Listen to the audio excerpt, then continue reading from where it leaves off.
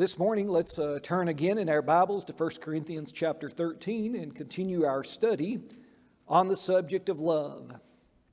And some of you have made such kind remarks about the lesson and or the series of lessons that we've had on this quarter study, and I appreciate those tremendously.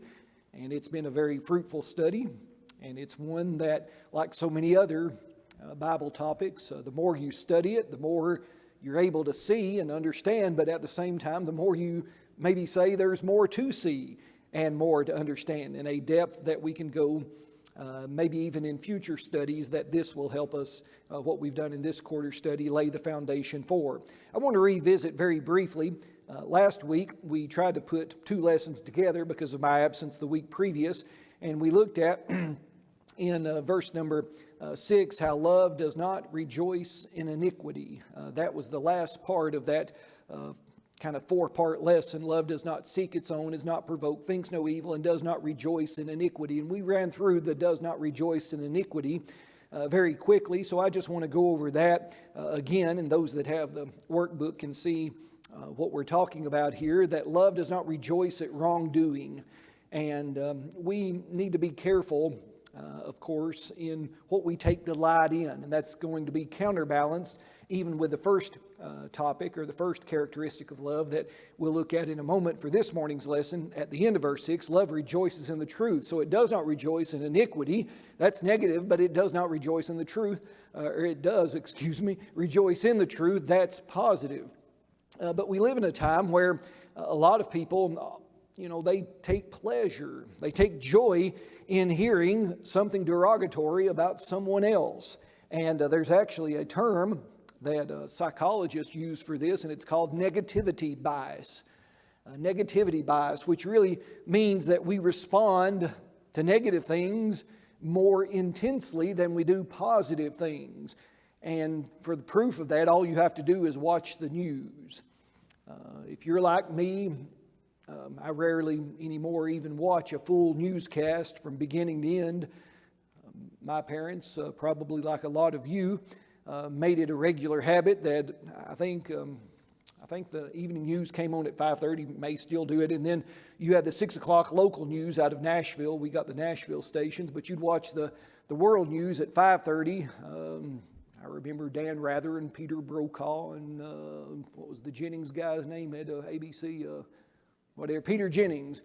Those were kind of the big three. Some of you remember Walter Cronkite. He was maybe a more respectful guy back in the day in all of the news that he covered. But certainly then, but more so today, if it's negative, it's what people want to hear about. And every once in a while, they'll tack on something at the end of the newscast. A boy rescues a cat out of a tree or something, like that. And everyone smiles and says, isn't that sweet? Well, it's sweet, but it's been, 29 and a half minutes of negativity, and here's 30 seconds of, something positive. But we need to be people. Paul is enjoining the Christians in Corinth and us today not to be people who love in such a way that we're always rejoicing in that which is wrong, that which is sinful, iniquity. Instead, we should look at the good things, or try to find those good things that we can focus on and, give our attention to that. I give you there, and this is just for illustration purposes, to look at and to sadly observe that we live in a society where the ways of God are not only mocked, but increasingly a culture, wherein sin is promoted and celebrated without shame. And that's not to say that we're living in unique times as it regards that sort of mindset. If you go to the first chapter in the book of Romans, Paul begins in verse number 18 to tell us, the wrath of God is revealed from heaven against all ungodliness and unrighteousness of men who suppress the truth in unrighteousness. And if you read Romans chapter 1, verse 18 to the end of the chapter, you might say, well, Paul sounds like he's living today in the good old US of A, and he's talking about things that we face, and he's talking about sins that are prevalent in our society. He wasn't, in the sense of, prophetic speaking. He wasn't trying to look down the corridor of time and say this is how it's going to happen, but he was describing the world in his own day, how wicked it was. And he kind of brings it to kind of a climax when he says, being filled with all unrighteousness, sexual immorality, wickedness, covetousness, maliciousness, full of envy, murder, strife, deceit, evil-mindedness. They are whisperers, backbiters, haters of God, violent, proud, boasters, inventors of evil, disobedient to parents, undiscerning, untrustworthy, unloving, unforgiving, unmerciful. Those are some bad things. He said, here's how the people in his day and time, in the Greco-Roman world, this is what our society was like, Paul says. And we would nod in agreement and we would say, that sounds like what our world is like too, Paul. But verse 32, he said, who knowing the righteous judgment of God, that those who practice such things are deserving of death. Now, I'll pause for a moment and say, he is not advocating or suggesting that the Christians in his day, and certainly not again today, we as the followers of Jesus, he's not advocating you go out and kill these people who act sinfully. He's not asking or advocating for physical violence when he says those who practice such things are deserving of death. There's really two schools of thought. Some are saying, or some suggest that he's saying the Old Testament law would have mandated, had they occurred then, the death penalty. And if you read the books of Leviticus, Numbers, and Deuteronomy, you will find that God has the death penalty as a capital punishment for certain immoral acts. Whether they were carried out by the Israelites is a question that's not even under debate. Probably they didn't, to the degree that maybe even God as a holy God demanded. But that may be what he's talking about. In the Old Testament, that's how they would have been viewed. Or he may just simply be saying those who do such things, practice such things, are deserving of death. That will be their eternal fate. In other words, spiritually, if they continue to engage in these behaviors without repentance, without turning back to God, they will be separated from God eternally. They will suffer spiritual death. But here's the point I want you to look at the end of verse 32 in Romans chapter 1. He said, not only do the same. In other words, he's talking about how we live as Christians in a world like this, who not only do the same, but also approve of those who practice them. And that to me is a sticking point that often it leaves me really just in a bit of a, I won't say a bind, but it leaves me in a bit of a quandary, and it even troubles me a little bit. We don't do the same things. We don't look at these things that the world does and say they are right, but might we or could we be guilty of tacitly, maybe implicitly, approving of them? And there's ways, for instance, that we could discuss how that might be accomplished as it relates to maybe what we approve of, in some of our choices, as it relates perhaps to things like entertainment. What do we watch on television? Now, Paul was writing at a time there's no television, of course. There's nothing like that. So you could say, well, Paul didn't mean that. No, he didn't mean that exactly. But putting it in our context, would that be something that we could give approval of by, engaging in that? Or if you, for instance, if you've been to the movies lately, you have to give them an arm and a leg to just buy a movie ticket, the prices and all of that. Are you supporting, wickedness if you go and, watch things that would be filled with, this type of sinful activity? Is that something the Christian should avoid? Well, I don't necessarily want to debate that with you or discuss that with you at length this morning. I'm simply using that to highlight when Paul said love does not rejoice in iniquity or does not rejoice in unrighteousness. It's not happy when people do wrong. Let's make sure that we don't in any way condone that ourselves. And one of the things that I mentioned in your workbook is that there is actually an organization now called Shout Your Abortion. And that's one of the most, there's not a word suitable, not an adjective strong enough to describe, how distasteful that, particular act is. And a little child, a little baby, yet unborn is, ripped from its mother and murdered. I mean, that's the only way to say it. They would want you to, put it in other terms than that, those who approve of it, but that's what happens. And there are actually activist groups and organizations that try to make that, along with other types of sin and vices, acceptable. And they try to celebrate that and try to promote, the general society's approval of that.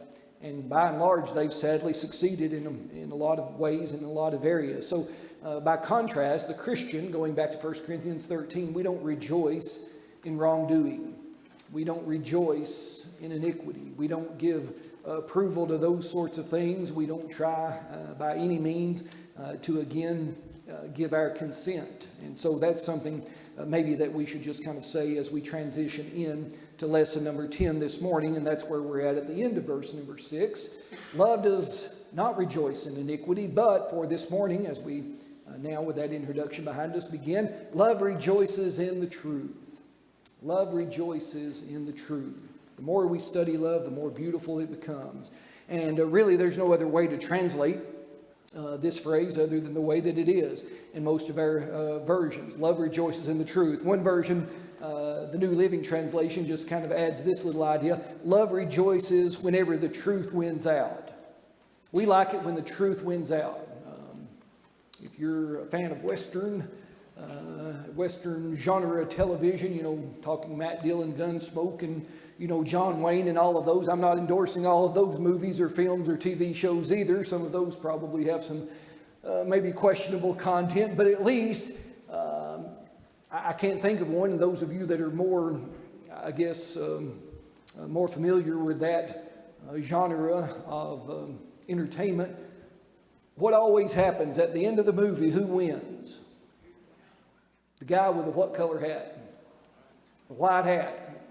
Why does the guy with the white hat always win? Because he's always the good guy. Yeah, it's not a trick question. The good guy always wins, right?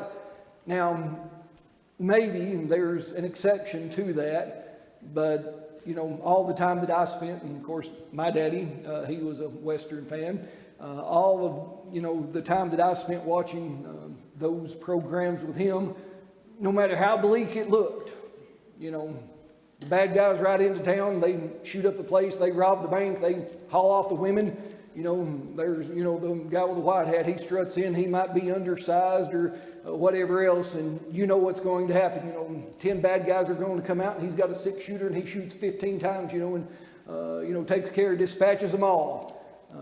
And the good guy wins, and he rides off to the sunset with the, money back in the bank, and the woman that was kidnapped or whatever, and the sun's setting, and the credits play, and everything's right with the world again, right? Good wins out.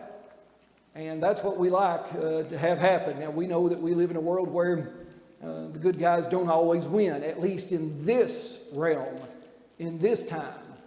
The good thing that the Bible tells us, the wonderful promise that we have to anticipate, is the good guy, we can call him that, and that's certainly not as accurate as we should be when we talk about Jesus. The greatest guy wins out. Jesus wins eternally, and we can share in that victory with him. We know when he returns. So love rejoices in the truth when the truth wins out. Paul uses a word here, sukario, which just means kario, or karios is the word that oftentimes is translated grace when it's talking about charis, but with truth, it's rejoicing with is the idea.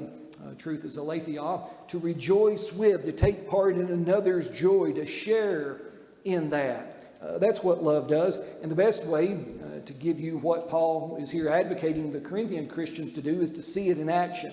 And so if you go back to Luke chapter 15, you're familiar, of course, with the 3 parables that Jesus tells.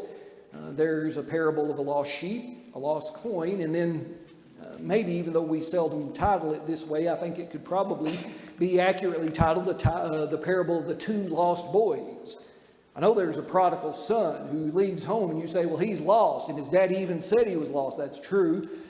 There's also the parable, in this parable, that there's a boy that stays at home that was probably also lost by the way that he acts when he hears word of his younger brother's return. We don't have time to, look at these familiar stories in detail, but examining the first 2, you're recalling in your mind that even though 99 sheep were safe in the barn, the shepherd goes out till he finds the one that was lost. Even only losing 1% was too much for him to lose, and he expended great effort until he found that one lost sheep. And the Bible says, notice verse number 5, when he found it, he lays it on his shoulders rejoicing. And when he comes home, he calls together his friends and his neighbors, saying to them, rejoice with me, for I have found my sheep that was lost. That's this word here. Love rejoices in the truth. Share in my joy. There's a time to celebrate. There's a party now that my sheep has been found. The woman that had 10 silver coins, she loses one. That's a 10% loss, a little bit more than the 1% loss of the sheep. But still, she searched the house, sweeping it top to bottom. She finds it. What does she do? She calls her friends and neighbors together, saying, verse 9, rejoice with me, for I found the piece that was lost. Now, while there was a party on earth on both of those happy occasions, what's also of great interest is that in verse number 7, Jesus said there is more joy in heaven over one sinner who repents than over 99 just persons who need no repentance. Verse 10, likewise, I say to you, there is joy in the presence of the angels of God over one sinner who repents when people do that which is right, especially after having done that which is wrong, after living a life separated from God, when they come back home, as it were. Sometimes that's the phraseology we use. There's a celebration. There's great joy. There's a time to rejoice. And here Paul is telling the Corinthian Christians, rejoice in the truth. Rejoice in the truth. Now, why would that be a needed instruction? Because this congregation was probably, as we've noted many times in previous lessons, they probably were fighting over their spiritual gifts. Mine's better than yours. I can do this, but you can't do this. I can do this, and your gift is inferior to mine. Whether they actually used that language or not, I don't know. Whether they were that outward and bold, I don't know. But maybe that was the attitude and mindset they were displaying. They probably found it easier to criticize and complain about each other. Now, I know that nobody here has a problem with that, do we? Well, of course we do.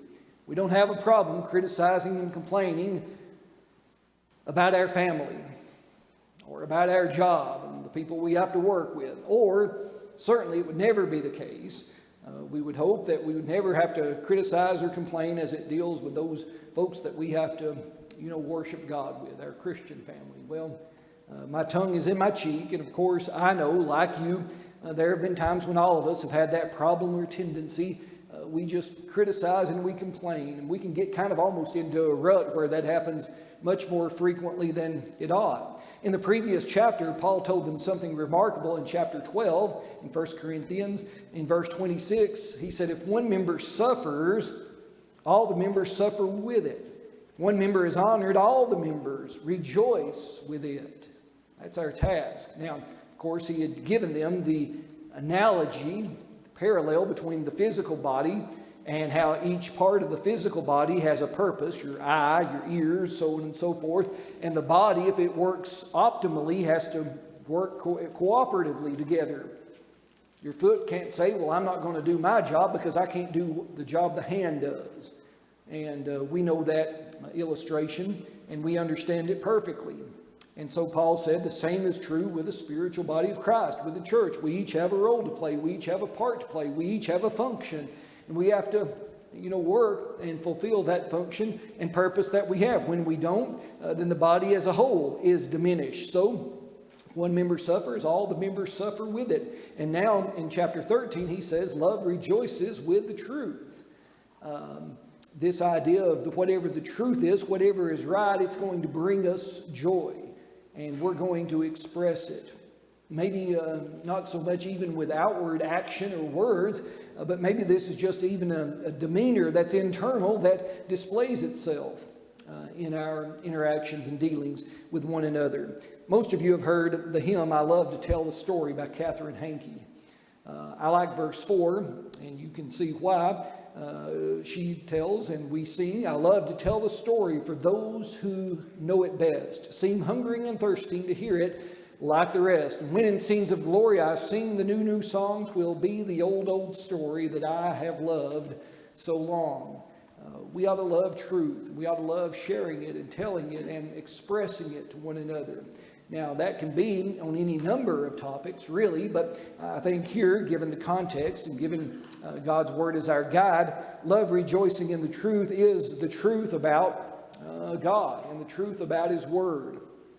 I've noted for you that about 25%, so 1 out of 4 times, the word truth appears in the New Testament. It will appear in the Gospel of John.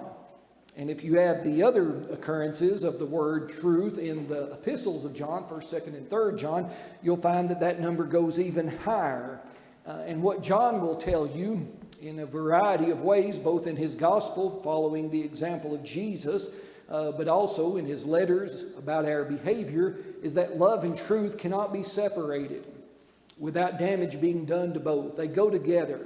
Love and truth go together. Here's the way Thomas Eve, some of you remember Brother Thomas Eve's now deceased, here's the way that he put it in an article he wrote about the topic. He said, "Love rejoices with truth as it enables man to overcome the sin which separates him from God. Love rejoices with the truth as it directs the Christian into righteousness or right living. Love rejoices with the truth and appreciates all righteousness." Love loves, the right thing. And when people do the right thing, love loves that. We cannot separate love and truth. There are times when we have to give people, information they don't want to hear. And they are people that we care about. And, it would be maybe in our minds, in the back of our minds, the thought just pops up. It would be easier here if I wasn't as honest as I need to be. But if I love the person, I'm going to have to give them that truth, even if it hurts. It might be, about, some choice that they've made, some way that they're living, some, mistake that they may or may not be aware of. Sometimes we might even have to encounter people that they're not aware of a misstep that they've made, but in love we will correct them kindly and gently, but still not glossing over or ignoring, the demands that truth would have. And so love rejoices in the truth, in that which is right. And there are various ways, the 3 questions that we always ask, both for now, but certainly for, I hope, your further reflection. How do we show a love for our fellow Christians that rejoices in truth? I think we ought to look for ways to praise them about things that are true. I think this can especially be helpful with our young people. When we see our young people, and if you look, you'll be able to see this without any trouble. If you see them doing something that is good, that is right, something that accords with truth, compliment them for that. Pat them on the back. Tell them, "I appreciate you doing that. You're setting a good example." That will mean a great deal to them. Most of us remember times in our youth when maybe, we had to do something that went against what everyone else was doing, what our friends were doing, but we did it because we knew that's what God wanted us to do, and maybe someone took notice of that, and they patted us on the back. They gave us a word of affirmation, and you know how that bolstered you. So look for that. That's not to say we can't do that when we're older. If you're doing something that's right, then we need to pat each other on the back too and say, "I appreciate you standing for truth in that regard. I appreciate you doing that which is right." So in our dealings with fellow Christians, love rejoices in the truth. How do we show a love that rejoices in the truth in our marriages and families? What I put down here is, we have to make honesty and integrity a big deal. And we do that, of course. We should do that with our spouse, but we have to do that also with our children. The idea that we're ever going to be dishonest with each other, it just doesn't work. It's not a foothold that we want the devil to have. We don't want to open that door, crack it even a little bit. We have to be honest, brutally honest with each other, but honesty in love. And so maybe that's how we help in that. And then how do we show a love that rejoices in the truth to friends and co-workers? We make it known to them. Again, especially we could set this in contrast when something is proposed that's not what God would have us to do. We don't with smugness or an arrogancy say, "Well, I'm a Christian, so I don't stoop to that level of debauchery that you're going to engage in." We don't make ourselves out to be self-righteous, but we'll just say, or we should exhibit humility and say, "I'm going to do what's right. I'm going to do what's true. I'm going to do and live the way God wants me to live. And if I do that humbly, then chances are maybe someone will say, well, why? Or give me some more information about that. Or why are you so committed to doing that? And it may even open a door for you to be able to share truth with them.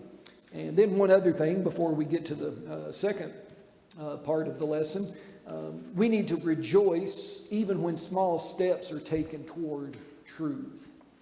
When people make small steps, we often will have the opportunity to watch sometimes the development of people. And hopefully we can see this in our own lives as well. The development of our faith, the development of our, if you want to call it your Christian walk, if you want to use language like that. But sometimes those who are older and more learned, more mature, they might look and say, well, they need to do better than that.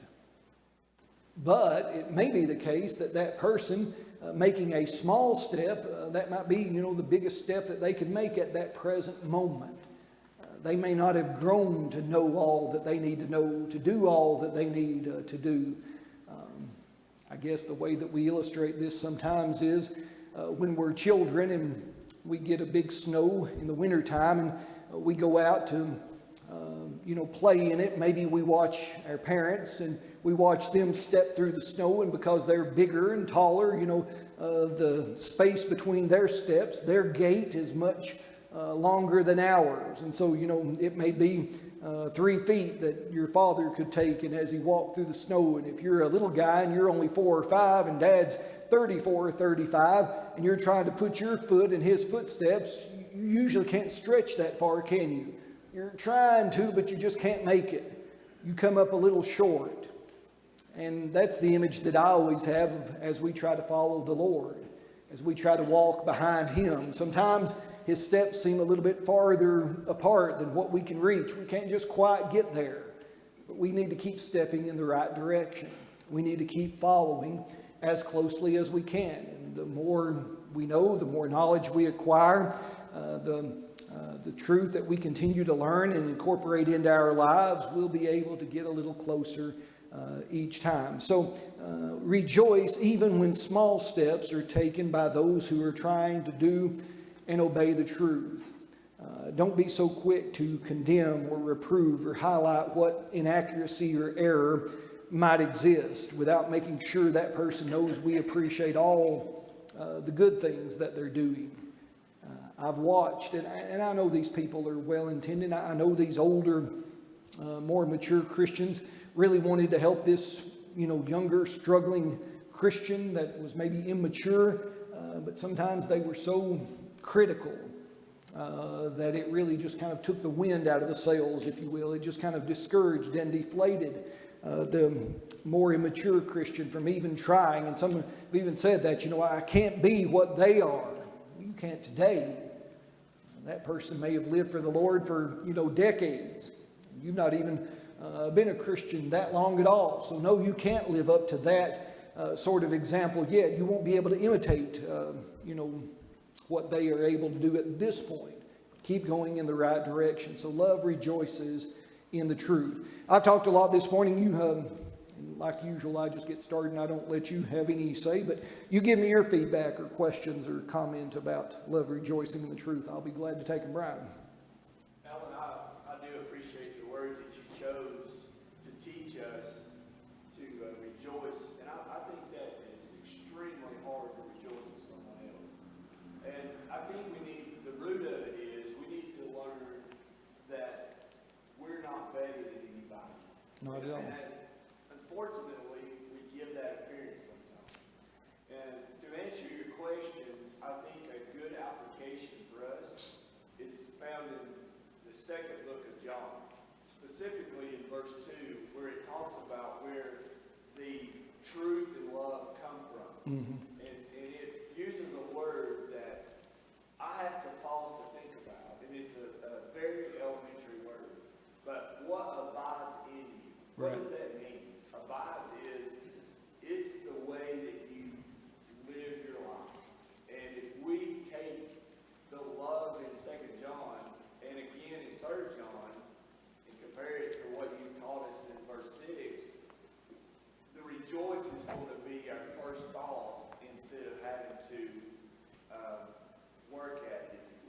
Absolutely.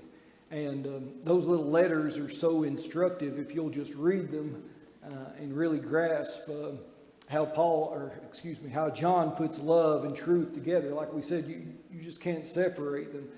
In that second letter, I love, Ryan pointed out verse number 2, the truth which abides in us will be with us forever. Verse 4, he said, I rejoice greatly that I found some of your children walking in truth. That's what he was happy about. When you turn over to 3 John, he said, I pray that you may prosper in all things and be in health just as your soul prospers. I rejoice greatly when brethren came and testified of the truth that is in you, just as you walk in the truth. That's what he was most happy about. And maybe putting it very practically from those two passages as it relates to rejoicing in truth, we think about even what we talk about with people. And we talk about, what's going good in life. Well, I'm really doing well at work this quarter. I've met my sales quota, or, my my hobby, I'm really getting better. My bowling score is going up. My golf score is going down. We talk about all the things that just kind of make us, give small talk back and forth with people. And I'm not saying you can't talk about those things, not in the least. But, what would it do if we just kind of inserted some of this language? Well, I'm growing as a Christian. I've made it a goal that this year I want to memorize a verse every week. And so this is whatever week number 9 in the new year, and I've learned 9 new verses. Well, people would probably look at you sideways and they'd say, well, that's weird. But it might make them think. Or when people ask, and I've given you this example before, I remember when we moved to another place, another state altogether, and I was just getting to know the people. And it was actually one of our elders that that we were having lunch with, and just trying to deepen our relationship. And I just made him what I thought was an obvious question. Well, what about your children? Well, he was very happy to tell me that both of his children had attended private school, and then had went on to prestigious universities and had done very well in their studies. And I think one was still actually at a university, but the older child had graduated, and he said now they're living in, named a prominent city, and they were working for, I forget, but it was a prominent employer, and they were doing very, very well for themselves financially and in their career and all of those things. This man was very pleased with how his children, had advanced to that stage in life. And so I just thought, by way of a follow-up question, it would be natural to ask, because I knew some people that lived in that city, what congregation do they worship with? And that's when his face just, kind of fell off. His jaw kind of hit the floor. And all of the happiness evaporated. He said, well, they just don't, they're not in a season where church is that important to them, where the Lord's not really a part of their life. And I don't know if, and again, I was 22 or 23 years old at the time. I don't know if that made any difference in the way that they acted from that point onward or not. But again, is there a reason to be happy when our children excel and, they, do well in school or athletics or their careers? Yeah, I'm not saying you need to disdain all of that. But at the end of the day, what really matters most, John says, that you rejoice in truth. Your children are walking in truth. He said, that's what I rejoiced about. Your soul is prospering. It doesn't matter what your bank account, the number of zeros it has in it. It doesn't matter where you have climbed to on the corporate ladder. If you've not and are not living your life according to truth and the way that God would have you to live, those things are of no consequence at all, are they? At least in my book. So love rejoices with the truth. And maybe there's just some ways that we could think about how better we ought to show that kind of love. But let's look so very quickly, so I don't, I'll have to tack this one on to next week. That's kind of my habit, isn't it? But I'll try to do better. Love bears all things. This is the quartet that begins in verse number 7. And I'll go ahead and tell you, this is one way I can escape my tardiness from letting us only have a few moments left. I think all four of these kind of go together. And although we're going to separate them into actually 3 lessons, bears all things this morning, believes and hopes next week, and then endures and never fails for the last lesson in our quarter. I think this quartet of things that love does here, as verse 7 describes, are one and the same, in the sense of if it's going to bear all things, then it has to believe all things. If it's going to believe all things, it has to hope all things. And if it hopes all things, it'll endure all things. They're kind of links in a chain, so to speak. And the word here for bear means to, cover. It's the idea here. It really originally meant to cover, to deck or to thatch a roof. And Paul's not saying get in the roofing industry, but it's something spiritual that we are to have. And really, it's the idea that love covers. Now, there's 2 ideas, really. Love might make a practice of not bringing attention to all of the faults and mistakes of others. And this goes back to what we talked about when love does not rejoice in iniquity. It's not always looking for something to point out negative in the lives of other people. Dwayne Warden, in his commentary, says this quality describes the person who looks charitably on the personal faults and failures of others. We're not going to demean others or shame them in embarrassment. We're not going to use that idea of saying, well, I'm going to love rejoices in the truth, so you're wrong, so let me point out to you and denigrate you. That's not the way that love would operate. So that's one idea. Another idea, maybe just equally significant, and I'm not saying this has to be an either or, love can bear any insult, injury, or disappointment without giving up. And the greatest example, of course, is Jesus in that regard. No matter what they did to him, Jesus loved them. No matter what you did to the Savior, he still loved. And I love this little, and I forget even, it's an unknown poet. I forget where I picked this up, but in regards to Jesus, they said, thy foes might hate, despise, revile, thy friends unfaithful prove. Unweariedness and forgiveness still thy heart could only love. Jesus loved us, even when he had no reason to love us. And he still does that. It bears all things. This is the idea more than just saying tolerate. Some people say, well, if love is love, it has to put up with anything. And it means it, just takes it without any recourse. That's not what we're suggesting. To give you just one way that this is often abused, the woman that is mistreated, for instance, by her spouse. And she's in an abusive relationship. And, she says, well, I'm just going to stay there and take that without trying to get him any help or any intervention. That's not love. She'll love him still, but she'll love to take action to try to help without, enduring that sort of mistreatment at his hands.